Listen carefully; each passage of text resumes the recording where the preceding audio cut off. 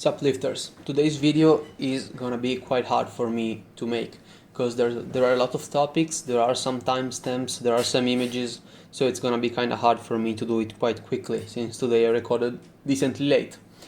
So let's talk about doctors. As you know, I'm having some kind of headaches during the last kind of trainings.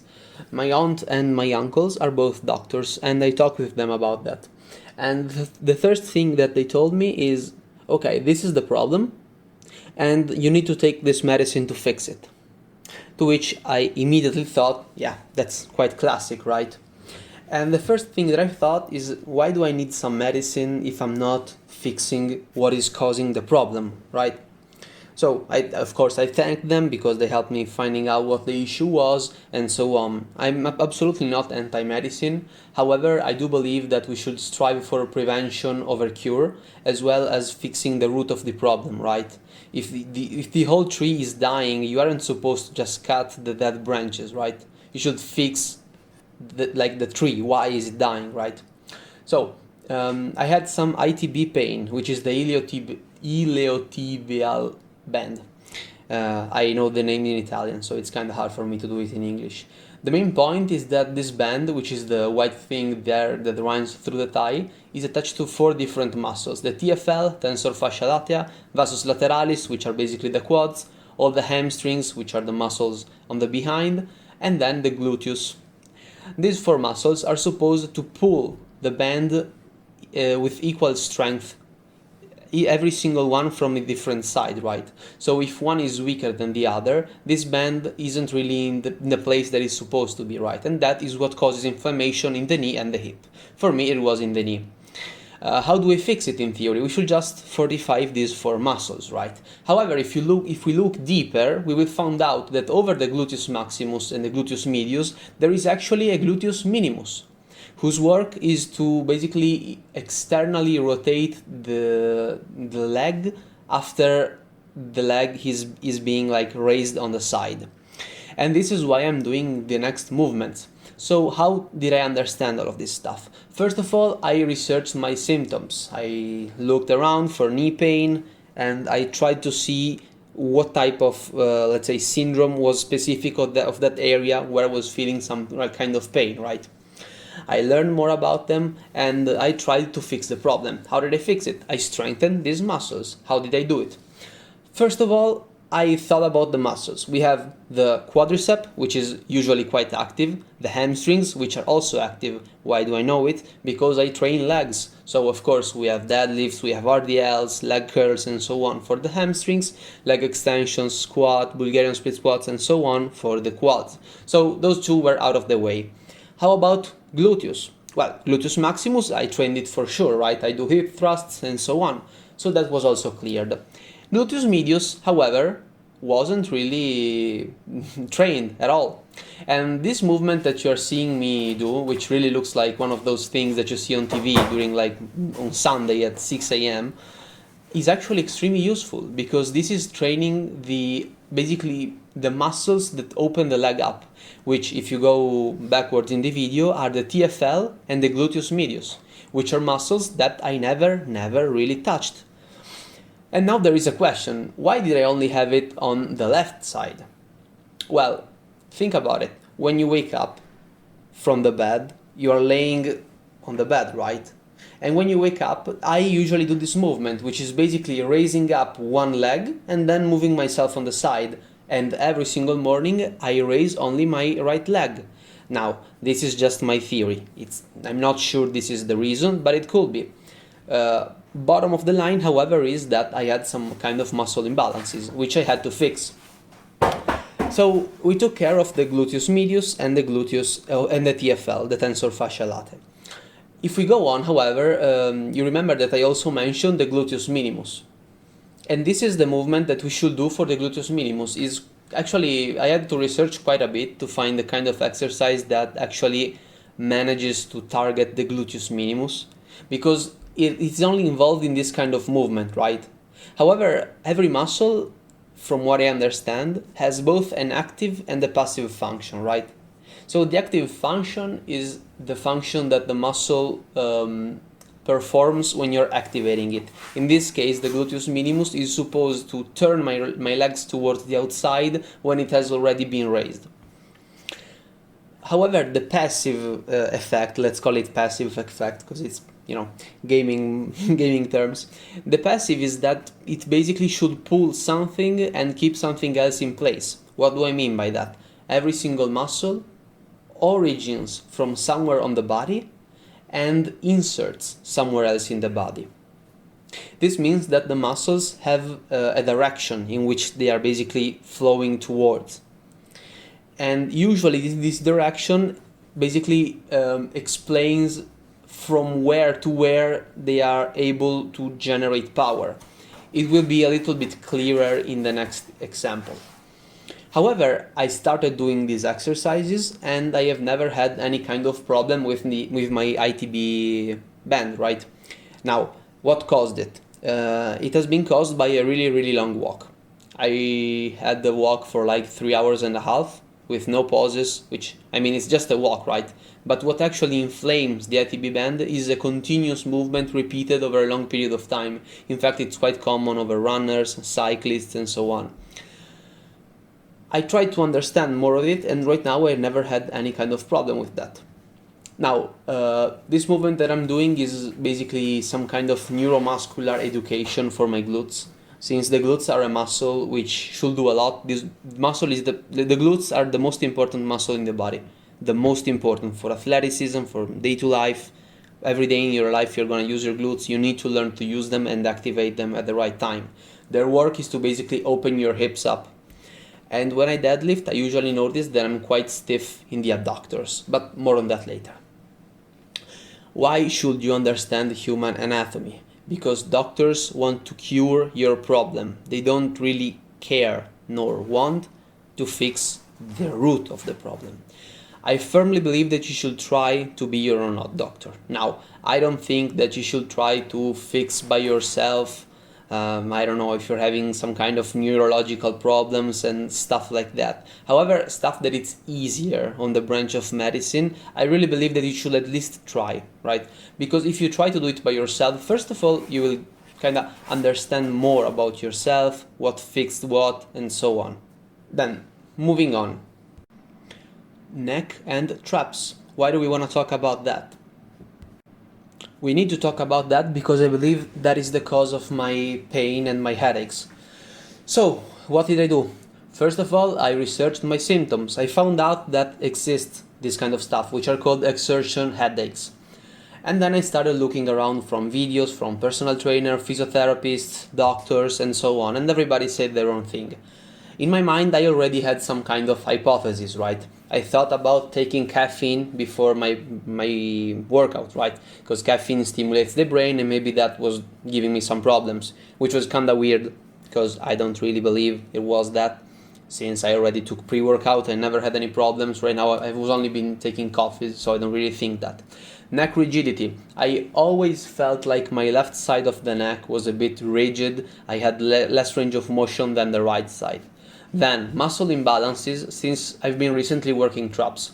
And muscle imbalances doesn't necessarily mean that you have a bigger left pectoral and a smaller right pectoral.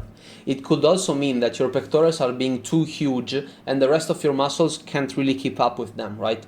So I believe this is what's happening. Basically, since I started training my traps with rows, but mainly with shrugs, let's keep it real, with shrugs, I believe that my neck muscles, although we're already kind of strong, aren't really able to keep it up.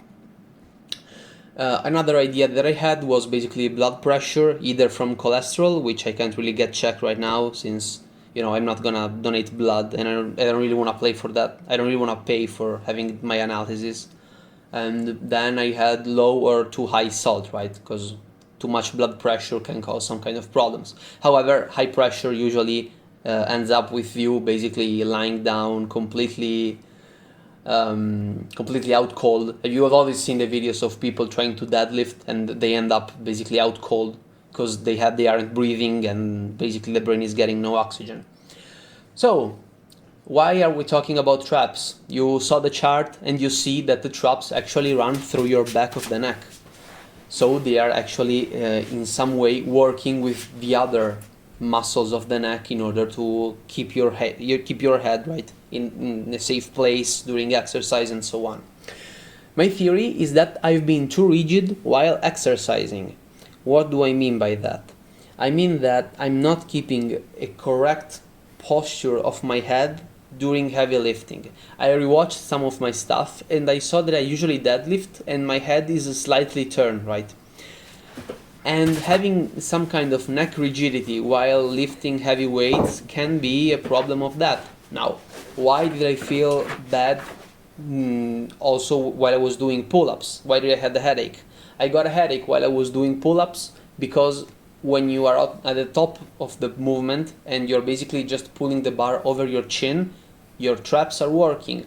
Why did I feel some kind of headache while I was benching? Because you're using your traps and your back in order to keep everything packed down, basically keep your shoulders stuck to the bench. And so on. Also, of course, in the deadlift, you're keeping a heavy ass weight in your hands, and that's why, of course, the traps are working, right?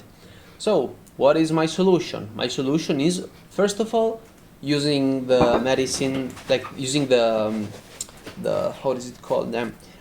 Basically the small ball, the lacrosse ball, in order to kind of release the tissues of my traps, which I believe are kind of worked up, and working my neck again, since I already had a decent base. In fact, what I noticed while I was doing it is that I'm extremely strong on certain side, like lifting up, I basically felt no kind of squeeze, which is pretty common because when you wrestle and when you fight, you're usually having your opponent keep his hand over your head and pulling you down. So you usually want to pull up, right?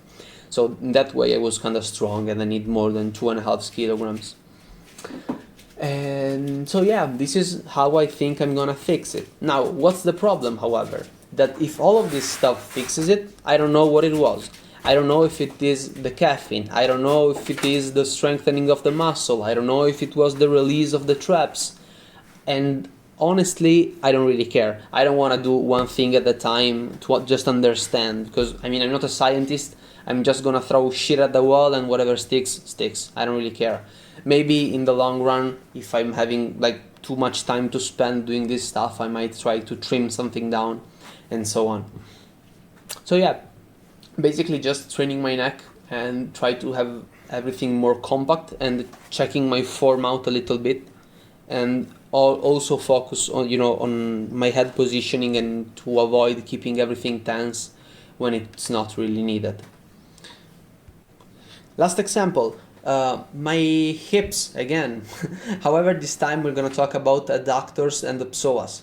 What I noticed is that when I try to squat, it's not only my lack of dorsiflexion that is holding me back, which we already know. It's there. I'm using, the heels in the shoes in order to pseudo fix that. However, I can't really do anything for my adductors. As you can see, they basically are sticking both to the femur, which is the long bone of the thigh, as well as the, oh man, I don't know how it's called in English. Basically the whole complex of bones which are around your pubic area. Yeah, let's call it like that. I don't really remember the name right now, I'm sorry. If we look, however, deeper, there are not only the abductors, there is also, this is called the psoas, right? Sometimes you saw me do what I call the psoas curls, which are basically the one in which I'm simply sitting down and I'm basically just raising my leg. Sometimes you might have used this muscle without knowing it when you tried to do some kind of hanging leg raises in order to work your abs, but you didn't feel anything working. Well, that's because the legs have been raised both by the psoas as well as the leg erectors. I don't really remember the muscle name, I'm sorry, I'm bad with this. I don't remember them in Italian and sometimes in Latin. Main point is we need to have these muscles relax and be a little bit more nimble in order to have more range of motion with our hips.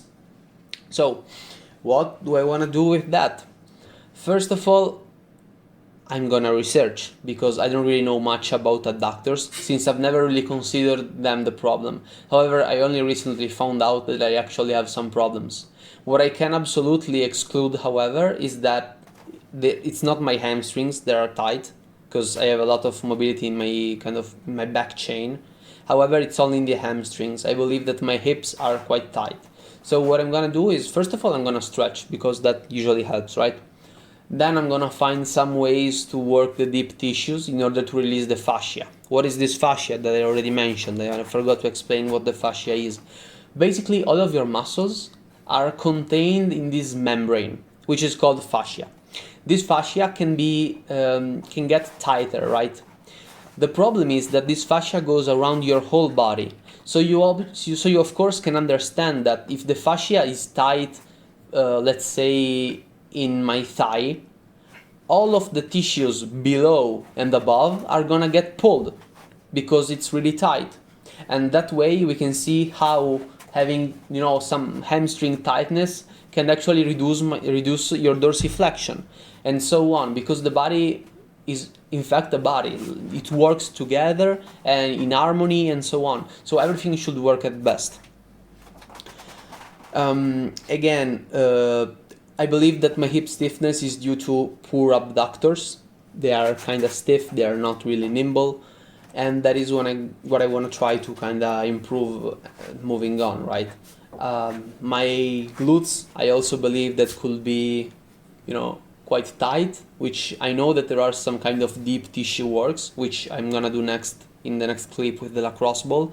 However, it hurts like hell, which is actually kind of good, because I thought about it and I was like, damn, if it hurts, it must mean that the fascia, and there are a lot of, the fascia is tight, there are a lot of, muscle knots and so on, right? So just out of curiosity, I tried to do it with the hamstrings, which are supposed, in theory, my hamstrings are supposed to be flexible, and in fact I felt almost no pain. It could be confirmation bias, it could be that I wasn't doing it properly. However, I believe that it kind of makes sense. So the message for today is, try to become your own doctor. You're gonna get smarter, you're gonna learn a lot about your body, you're gonna be able to fix yourself, especially if you kind of live in a place where sanity isn't exactly free, like in my state. You might be able to actually save some money with doing that. Of course, don't do it with stuff that it's kind of serious. If you broke your arm, go to the doctor. What are we even talking about? However, if it's just some kind of minor muscle pain and you kind of want to try to fix it, I believe that it's always some kind of positive experience, right? Moving on, to end this video, I want to talk a little bit more about prevention over cure, because I firmly believe that our society has completely failed with that in general, not only American, not only European, everywhere. Right now, we are not trying to fix people. Right now, what we're trying to do is just give them medicine in order to not let them feel the pain of the stuff, right? But we aren't really fixing the problem, the root cause of it, right? This is kind of a difficult topic. However, something that I noticed is that with the C word, which I can talk about because YouTube shadow bans everyone who talks about the C word, and you know what the C word is. I mean, it's all around us. It's keeping us, let's say it's keeping us at home for a couple of years, right? So this will be a C word. Basically, what I noticed is that in America there is a much higher mortality rate compared to China. And the other thing that kind of correlates to that is the rate of obesity, right? And we know that basically America has a really big problem with obesity, and how much that is kind of basically causing people to die from other stuff. So basically people aren't exactly dying from C word. They could have been saved, however the system has failed, and these people are obese and obesity is killing them, however through the C word. It's not obesity per se. Why do I say this? I have no basis. However, I know that obesity is one of the things that kills most people around the world for whatever reasons. There are a lot of multiple health detriments that you have when you reach a certain amount of BMI. And the main difference is that in China there have been a lot of less deaths. And guess what? The rate of obesity is much, much lower. Another point for obesity, and why do I talk about obesity? Because it's one of the easier things to prevent. It's one of the easiest things to prevent. We just need to have more education on this topic, which I'm really passionate about, by the way. And it's really dumb that we're not really fixing that, because you can go check out how much America spends on medical bills for obesity. Go check it out. It's something crazy. I don't wanna talk out of my ass because I'm not really sure. I didn't check it out recently. However, I think it was like 50% of the budget for the sanity has just been wasted on people which had kind of problems all related with obesity, which is crazy. So yeah, this is it for today's video. I ranted a bit, it's kinda long, I don't know how many of you will watch it, but I hope you will find it kinda interesting. I will keep doing this stuff, I hope I won't have any more headaches. We will see, however, I don't really think they will work overnight. I think I will deload for maybe 3 more days, and then I will try to come back slowly to my normal regime from like next week.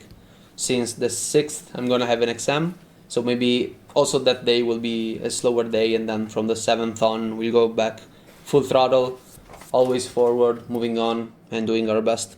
See you all tomorrow, lifters.